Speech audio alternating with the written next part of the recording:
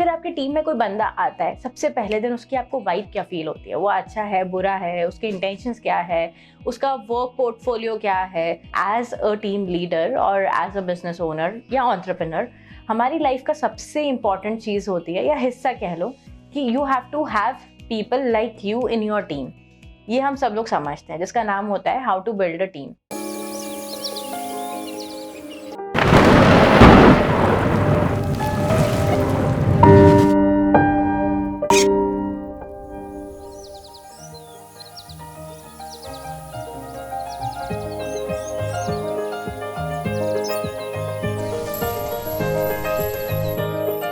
हाय guys, welcome back. Hopefully आपको इतने दिन में हमारे चैनल पे कुछ ना कुछ इंटरेस्टिंग कंटेंट तो मिला ही होगा। आई नो मेरा वर्ड इंटरेस्टिंग थोड़ा पेटेंट है, बट स्टार्ट करें अभी भी चैनल तो कुछ नया नया करने का हम लोग सोचते रहते हैं। सो यस, आज हम लोग वापस से डिस्कस करेंगे हमारी बिजनेस और एंटरप्रेन्योरशिप वाली जो प्लेलिस्ट है, उसी के आगे एक टॉपिक डिस्कस करेंगे।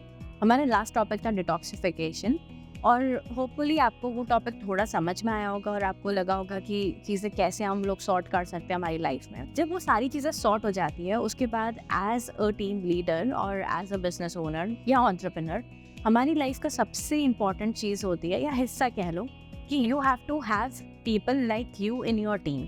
ये हम सब लोग समझते हैं, जिसका नाम होता है how to build a team. ये चीज़ ना, जब हम लोग कहीं पर जाते हैं या किसी कंपनी में बात करते हैं, तो ये कहा जाता है कि एक एचआर है जो कि आपकी टीम को हायर कर लेगा and your work is sorted.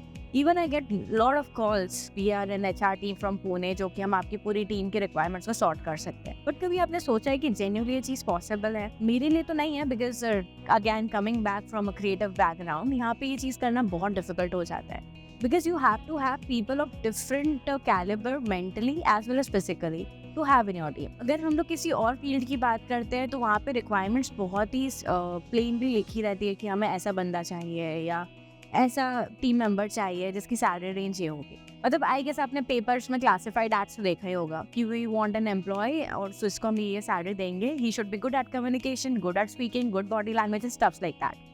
But actual team ऐसे नहीं बनती है। To start with the topic to build a team, उसके पहले ही होता है कि बेसिक क्वालिटीज की ज़रूरत क्या होती है। अगर आपकी टीम में कुछ आपके जैसे लोग होंगे तो आपको उन्हें समझना आसान होगा और आपको उन्हें ग्रूम करना आसान होगा। तो बेसिक सबसे पहली रिक्वायरमेंट होती है इंटेंशंस की। जैसे हमारे घर में कोई आता है तो हम कितना सोचते हैं ना कि यार इसका इंटेंशन पॉजिटिव है कि नहीं, क्या इसका आना हमारी लाइफ में ग्रोथ लाएगा कि नहीं लाएगा, क्या इसके आने से कुछ हमारी लाइफ में ऐड ऑन हो रहा है कि नहीं। सेम चीज़ और सेम इंटेंशन आपको आपके वर्क फ्रंट पे सोचना चाहिए कि अगर आपकी टीम में कोई बंदा आता है, सबसे पहले दिन उसकी आपको वाइब क्या फील होती है? वो अच्छा है, बुरा है, उसके इंटेंशंस क्या है, उसका वर्क पोर्टफोलियो क्या है? ये जब तक आपको समझ में आता है तब आपको लगेगा कि yes that guy is right. तो पहला स्टेप वो क्लियर होता है मेरे फ्रंट पे। फिर सेकेंडली ये होता है कि अगर किसी इंसान का इंटेंशन देखो बहुत अच्छा है पर काम नहीं आता है, तो बहुत सारे लोग क्या करते हैं, उसको रिजेक्ट कर देते हैं। बट मेरा थोड़ा सा उल्टा है। अगर किसी का इंटेंशन बहुत अच्छा है तो मैं उसको काम सिखा सकती हूँ, बिकॉज हमारी फील्ड में ऐसा होता है कि हमारे पास लेजर टाइम भी बहुत होता है, ब्रेक टाइम होता है, काम जब होता है तब 24/7 काम होता है। तो जो लेजर टाइम होता है ना, उस टाइम पे मैं उसको ग्रूम कर सकती हूँ and for sure I can make that person worth my team. किसी बंदे के इंटेंशंस बहुत अच्छे हैं, आपकी तरफ लॉयल है, ऑनेस्ट है, तो आप उसको आपकी टीम का हिस्सा रख सकते हो। क्योंकि अगर वो सब है तो ये जो बेसिक क्वालिटीज़ है ना, जो हमें MBA की डिग्री में सिखाया जाता है, लाइक 7 Cs, 5 Cs, 4 Ps, जितनी भी डेजिग्नेशंस है, ये सारी चीज़ें तो बच्चा ऑलरेडी पढ़ के ही आएगा। तो रियल वर्ल्ड में it has to have a different.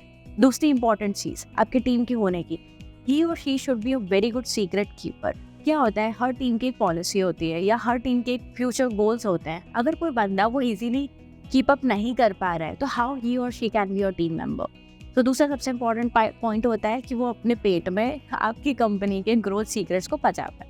हमारे तो ऐसा होता है कि अगर किसी मेरा कोई टीम मेंबर ने अगर स्क्रिप्ट लीक कर दी तो मेरा तो पूरा प्रोजेक्ट ही फेल है। तो मुझे ये क्वालिटीज़ की ज़रूरत थोड़ी ज़्यादा होती है। उसके बाद तीसरा सबसे इम्पोर्टेंट पॉइंट होता है कि ही और she should understand your mood swings and सिर्फ मेरे ही नहीं, मतलब जो आसपास लोग हैं, जो उसके आसपास काम कर रहे हैं, उसे वो भी समझना चाहिए। होता क्या कि हम लोग बहुत ही मैकेनिकल काम करने लग जाते हैं किसी भी जगह पर आके। तो हमने पहले सीखा था कि हम जहाँ भी जाते हैं वहाँ पे इमोशनल अटैचमेंट रखो। अब इमोशनल अटैचमेंट अगर आपने सिर्फ जगह से रख लिया, लोगों से नहीं रखा, तो आपको कभी भी एक्साइटमेंट होगा नहीं नेक्स्ट डे आने का। तो जब वो हो रहा है तो आपको इतनी क्षमता होनी चाहिए आपकी टीम सिलेक्शन में, मतलब किसी भी बंदे को जब आप सिलेक्ट करते हो उसके अंदर इतनी क्षमता होनी चाहिए कि वो अपने इमोशंस, उसके बॉस के इमोशंस, आसपास कोलीग्स के इमोशंस, इवन जो उसका हेल्प करता है उसके इमोशंस को समझ पाए। जब वो सारी चीज़ें सॉर्टेड होती ना, तो आपको पता होता है कि उसने कि कब कौन क्यों स्नैप आउट करता है, क्योंकि देखो हर इंसान का दिन अलग होता है, हर इंसान का दिन में मूड अलग अलग होता है। तो जब वो सारी चीज़ें आप समझने लग जाओगे तो आपका वर्क बहुत स्मूथ हो जाता है। एक अनसेड अंडरस्टैंडिंग होती है आपके ग्रुप में। चौथा इंपॉर्टेंट पॉइंट है कि सबको क्लेanलीनेस की आदत हो, क्योंकि यार बेसिक हाइजीन आई नो कहने में बहुत ही चैबी लगता है, बहुत ही बेकार साउंड करता है, बट अगर आपकी टीम में एक बंदा है ना जो कि बहुत ही गंदे तरीके से रहता है, you won't be able to survive it. भले ही वो 100-200% अच्छे तरीके से काम करता हो, but this cleanliness habits really plays a lot. उसके बाद आपस में लोगों को आप जब सिलेक्ट करते हो, just give them some time to understand, क्योंकि क्या होता है ना, हर बंदा अपने पहले के 2 महीना 3 महीने में अपना बेस्ट फुट फॉरवर्ड रखता है, तो बेसिकली आपको कभी उसके नेगेटिव इमोशंस दिखेंगे नहीं।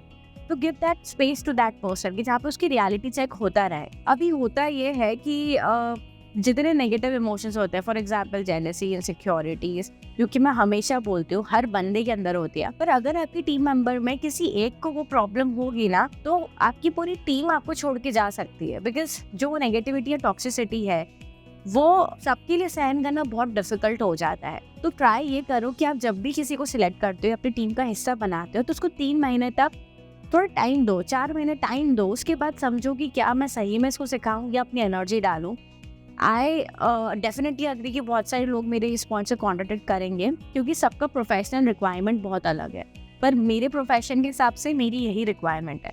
बिकॉज जब हम लोग 100-200 लोग एक साथ एक सेट पे काम करते हैं, I always say to my people also, तो वो बहुत डिफिकल्ट होता है टू हैव दैट रिलेशनशिप कि जहाँ पे आपको कोई गाली भी दे रहा है ना, आप सुन पाओ। और वो आप तभी सुन पाओगे जब आपके मन में उस बंदे के लिए कुछ रिस्पेक्ट होगा या आप उसकी वैल्यू करते होगे, वरना इट बिकम्स वेरी डिफिकल्ट। तो ये कुछ चीजें हैं जो कि सबसे ज्यादा इंपॉर्टेंस रखती है to make a team work. अब ये तो हो गया ठीक है सिलेक्शन में। आप मतलब मेरा टेक्निकली आप देखोगे तो ऐसा है कि मन के अंदर झांकने की कोशिश करो सामने वाले इंसान पे, तो आउटर सर्कल में तो आप कैसा भी उसको मोल्ड कर सकते हो। बेसिक उसको नॉलेज होना चाहिए। जो बात आती है जो भी उसे हायर कर रहा है उसके लिए, like as a company owners, हम ये कोशिश करते हैं कि अगर मेरे पास कोई बंदा अगर डायरेक्शन के लिए आया है, बहुत सी जगह ऐसा होता है कि इसमें उसको आर्ट नहीं सिखाऊंगी या म्यूजिक नहीं सिखाऊंगी, बट मेरा यह नज़रिया होता है कि कोई भी बंदा अगर आ रहा है उसको हर किसी के काम वो क्या करता है ना वो पता होना चाहिए। बिकॉज अगर मुझे पता है, से मैं मार्केटिंग करती हूँ, और अगर कोई बंदा है जो कि डायरेक्शन करता है, तो अगर मुझे ये नहीं पता होगा कि डायरेक्शन करने में कितनी मेहनत लगती है, so I won't be able to value that thing and vice versa. तो हमें सबको for a longer period of time हर काम सिखाना चाहिए, ताकि सब एक दूसरे के काम की वैल्यू और रिस्पेक्ट करें। और जहाँ वो चीज़ होगी वहाँ पे वो मेरे लिए भी उन्हें ऑपरेट करना ईजी होगा और उनके लिए एज अ टीम ऑपरेट करना ईजी होगा। एक लास्टली एक छोटा सा और पॉइंट है इसी टॉपिक से रिलेटेड, आपकी टीम में ऐसे लोग होना चाहिए जो कि आपकी सक्सेस में खुश और आपके फेलियर्स में दुखी हों। दुखी होने के बाद भी आपको मोटिवेट करें, like they should be a reason. देखो एज ए टीम लीडर ही बोलना चाहूँगी कि बहुत बार ऐसा होता है कि आपकी लाइफ में डाउनफॉल्स आते हैं, बहुत सारी प्रॉब्लम्स आती है, बट जब आप अगर आपकी टीम को देखते हो कि they are rooting up for you, तो आपके अंदर से एक अलग ही जज्बा होता है कि यार मुझे इनके लिए करना है। तो वो थोड़ा हिडन टैलेंट होता है, दोनों साइड का काम होता है, बट अगर ये इमोशन आ गया then it becomes quite easy for me to work and for them to operate again. तो ये कोशिश होनी चाहिए कि इतना गहरा बॉन्ड बन जाए कि हम एक दूसरे के लिए खड़े रहें as a team. So yes, ये कुछ आउटर स्ट्रक्चर मैंने आपको एक्सप्लेन करा है, आप कोशिश करके देखो, even you analyse how your team is, और अगर कुछ और लगता है so just do let me know.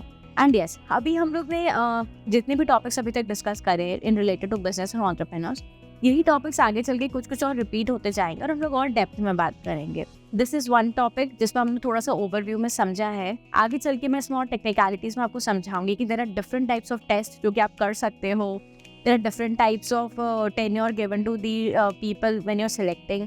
ये सारी चीज़ें मैं आपको सिखा दूंगी टेक्निकली, बट अंटिल देन हमें पहले एक दूसरे की वेवलेंथ समझनी है। लास्टली, टीम बनाने के बाद हमें ये बताना है कि हम ऐसे ही लोगों को मैनेज कैसे करें। तो how to manage this team will be our next topic. Hopefully आप एक्साइटेड होंगे इस टॉपिक के लिए, and just subscribe my channel and share this channel to all those people जिन्हें आपको लगता है कि अगर आप उन्हें बेचोगे उनके लाइफ में कुछ टर्न अराउंड्स आ सकते हैं। So yes, thank you again.